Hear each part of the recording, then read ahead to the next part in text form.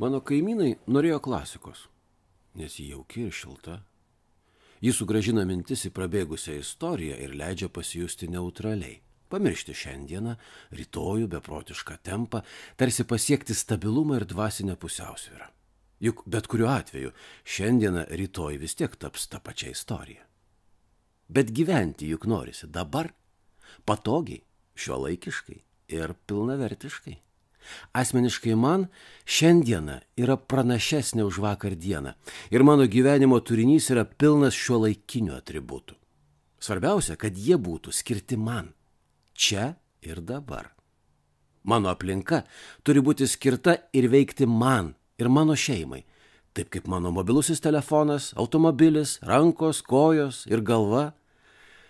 Man reikia būti ir gerai jaustis čia ir dabar.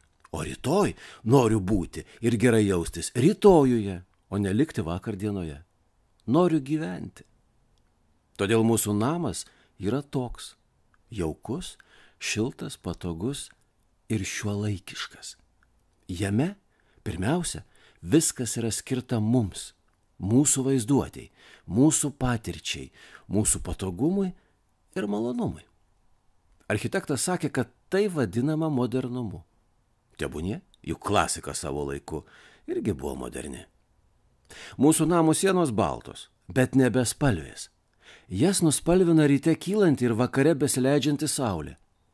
Mūsų namo langai dideli, nes noriu matyti kiemą ir būti jame, net kai sėdžiu ant sofos priešais televizorių. Sakote, kaimynai viską mato? Be abejonės, jie labai dažnai užsuka į svečius. Mūsų baldai be rankenėlių, nes jos pavojingos mano žmonos ilgiems nagams. O namie juk šeimininkaujame mes patys. Net užsukus svečiams mano žmona neužsidaro virtuvėje, mes visi visada būname kartu. Aš visada galvojau, kad tai yra normalu, o architektas pridūrė, kad tai tiesiog žmogiška. Žmogiškai šiuolaikiška, vadinasi modernu. Gal todėl mūsų namas ir yra modernus.